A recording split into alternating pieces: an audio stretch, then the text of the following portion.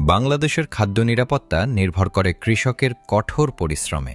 কিন্তু আজ কৃষকরা অর্থনৈতিক ও বাজারমূলক সংকটের মাঝেই দিন কাটাচ্ছেন। কীটনাশক, সার ও বীজের দাম একের পর এক বাড়তে থাকায় কৃষকের খরচ ক্রমেই বেড়ে যাচ্ছে।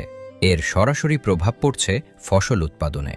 ফলন কমছে আর কৃষকের দৈনন্দিন জীবন চালানো দিন দিন কঠিন হয়ে উঠছে।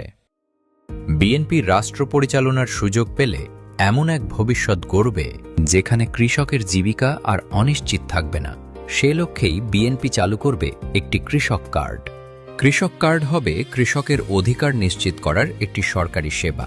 আর এই কার্ডের মাধ্যমে কৃষকরা পাবেন ন্যায্য মূল্যে সার, বীজ ও কীটনাশক।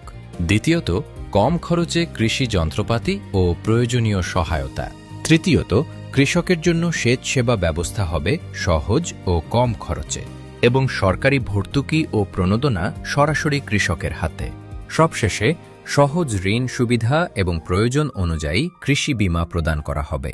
বিএনপি বিশ্বাস করে কৃষককে মর্যাদা দেওয়া মানেই দেশের খাদ্য নিরাপত্তা নিশ্চিত করা, আর সেই খাদ্য নিরাপত্তার উপরই গড়ে ওঠে একটি আত্মনির্ভর বাংলাদেশ।